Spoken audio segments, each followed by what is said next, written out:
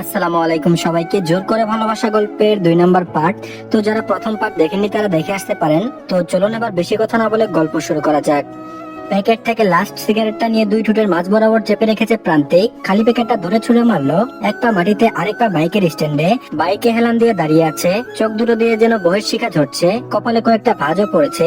ফর্সা মুখশ্রীতে অযত্নে বেড়ে ওঠা খোঁচা খোঁচা দাড়ি, যদিও এটা তার স্টাইল বলা যায়। রাগে সমস্ত মুখশ্রী লাল বর্ণ ধারণ করেছে। প্যান্টের পেছনে পকেটে হাত দিয়ে হাতে লাইটারটা বের করলো, আগুন জ্বালিয়ে মুখে হালকা নিচু করে সিগারেট ধরালো।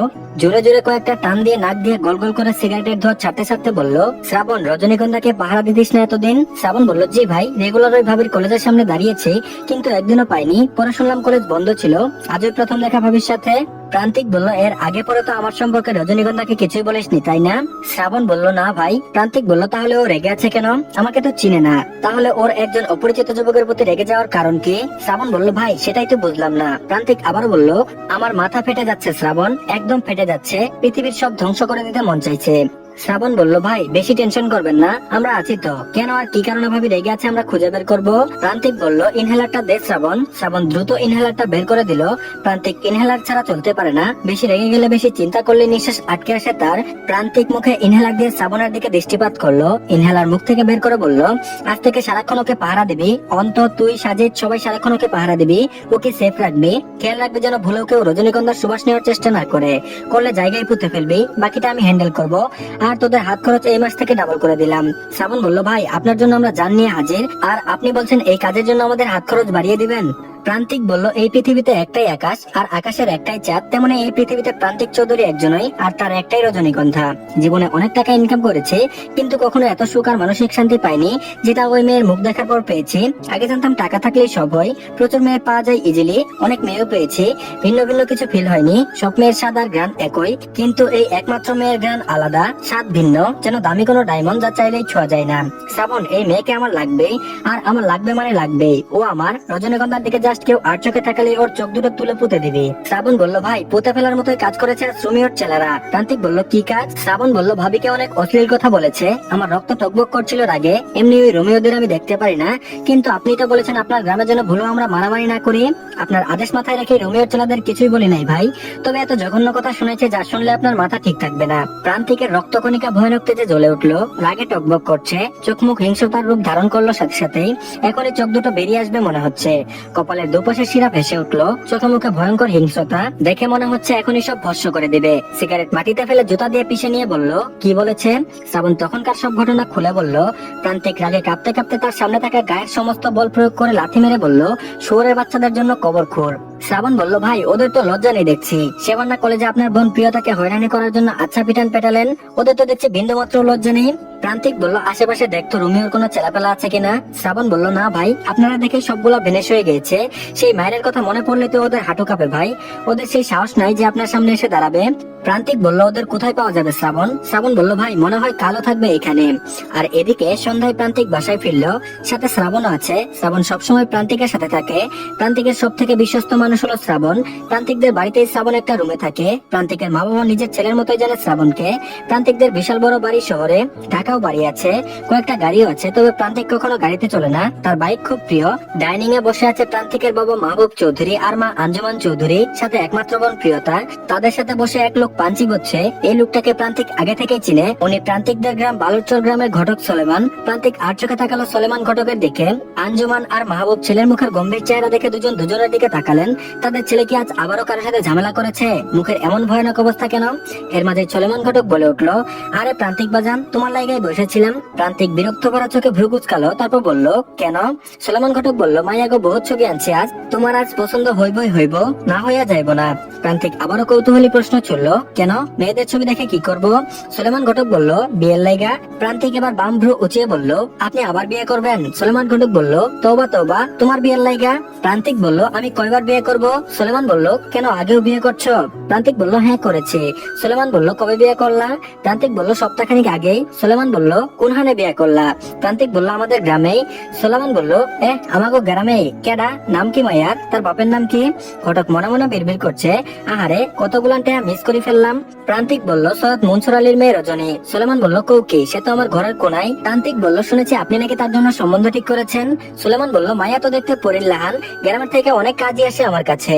প্রান্তিক বলল, একটা বিবাহিত মেয়ের জন্য ঘটকালি করবেন আরো? সুলেমান বলল, না। প্রান্তিক বলল, ওর জন্য কোনো ছেলে নিয়ে যদি ওর বাবার কাছে যান তাহলে আপনাকে 3 টুকরো করা হবে। ঘটকের 1 সেকেন্ডের জন্য আত্মা কেঁপে উঠলো। প্রান্তিককে যারা চিনে জানে ও যেমন ভালো তেমনি ভয়ানক, ওর দ্বারা সবই সম্ভব। ঘটক চশমাটা নাকের উপর থেকে টেনে সোজা করে জিজ্ঞেস করলো, তা বিয়া কবে হইলো? কিছুই তো জানলাম না। প্রান্তিক বলল, এখন তো জেনেছেন তাই না? এখন থেকে যে রজনীগন্ধার ব্যাপারে জিজ্ঞেস করবে বলবেন ওই মেয়ে বিবাহিত।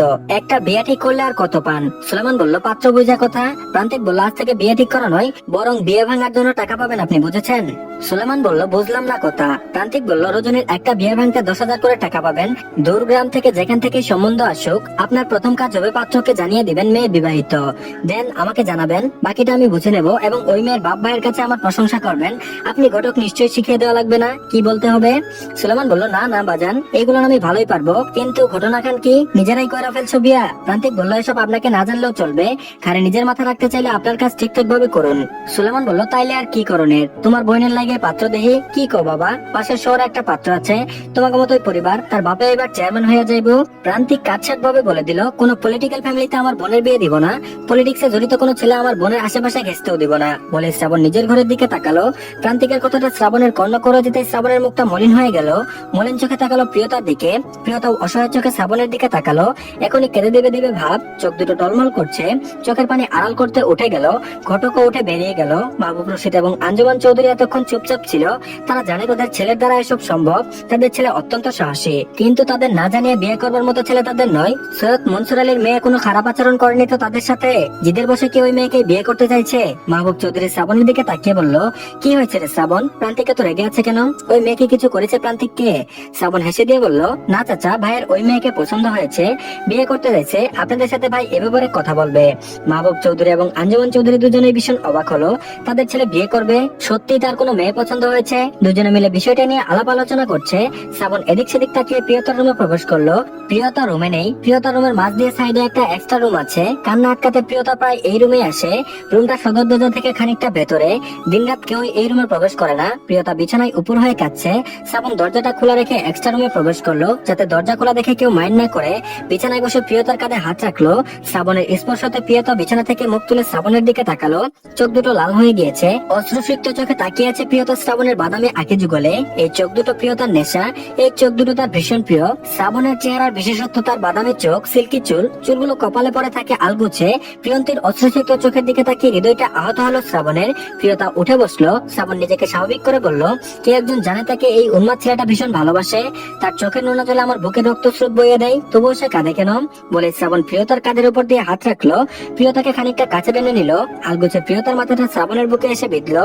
শ্রাবণ দরজায় উকি দিয়ে দেখলো কেউ আসছে কিনা। এদিকটায় কারো আসারও কথা নয় এই টাইমে। আসলে এবার কি, প্রেম করতে গেলে এতটুকু রিস্ক নিতেই হয়? প্রেম ভালোবাসায় পুঁজি হলো ঝুঁকি, এটা নিতেই হবে। প্রেয়সীর চোখে জল, হৃদয় ব্যাকুল। প্রেমিক হিসাবে শ্রাবণের এই মুহূর্তে প্রেমিকার মন ভালো করাটাই গুরুত্বপূর্ণ কাজ। সব রকম চোখে নিয়ে প্রিয়তাকে বুকের সাথে আগলে ধরে বলল, নিজের লাইফে রিস্ক নিয়ে প্রেম করছি, তাও যদি একজন এভাবে কাঁদে তাহলে কিভাবে হবে? দেখা গেল প্রাণটাও হারালাম, হাসিটাও হারালাম। প্রিয়তা ফুপিয়ে কেঁদে উঠে বলল, আমাদের বাড়ি কি আজ প্রথম এলে তুমি যে রিক্সের কথা বলছো? শ্রাবণ বলল, এসেছি, বাট প্রেম তো করিনি। প্রান্তিক চৌধুরীর বাড়িতে তার ওই বোনকে বুকে আগলে ধরাটা কি জেনতেন কথা? সেই হিসাবে আমি বলতেই পারি আমি তোমার ভাইয়ের চেয়েও সাহসী। তুমি জিতেছো প্রিয়তা, দারুণ ভাবে জিতেছো। গর্ব করে বলতে পারবা এই পৃথিবীর শ্রেষ্ঠ সাহসী ছেলে আমার প্রেমিক। প্রিয়তা বলল, প্রেমিকই বলে যেতে হবে, কখনো সাহস করে বলতে পারবো না যে পৃথিবীর শ্রেষ্ঠ সাহসী পুরুষ আমার স্বামী। শ্রাবণ বলল, কেন বলতে পারবো না শুনি? প্রিয়তা বলল, কারণ তোমার সেই সাহসী হয়নি আমাকে বিয়ে করার। শ্রাবণ প্রিয়তার গাল টেনে বলল, ছেলে মানুষ কত দুষ্ট জানো, এখন যেমন আছো ভালো আছো, বিয়ের পর প্রচুর দুষ্টুমি করবো আমি, তুমি একদম বিরক্ত হয়ে যাবা, তাই বিয়ের জন্য এত উতলা হইও না, পরে কিন্তু সামলাতে পারবে না। প্রিয়তা বলল, এসব বলে কথা ঘোরানোর মানে কি আছে? তুমি এসব বলে কথা ঘোরাতে পারো না শ্রাবণ, আর কতবার বলবো চলো আমরা বিয়ে করে নিই? শ্রাবণ বলল, উফ, তুমি বুঝবে না প্রিয়তা, আমি ভাইয়ের সাথে বেমানি করতে পারবো না, ভাই আমাকে ঠিকই মেনে নেবে, দেখে নিও। প্রিয়তা বলল, মেনে নেবে কিভাবে? তুমি তো ভাইয়াকে কখনো আমাদের রিলেশনের কথাই বলতে পারবে না। শ্রাবণ বলল, ভাইয়ের বিয়েটা হোক তারপর বলবো। প্রিয়তা বলল, বলে কি লাভ, ভাইয়া তো বলে দিয়েছে সে পলিটিক্যাল কারোর সাথে আমার বিয়ে দিবে না। শ্রাবণ বলল, দিবে, সময় আসুক, এবার একটু হাসো, তোমার রুমে আর বেশিক্ষণ থাকা যাবে না, কেউ আসতে পারে।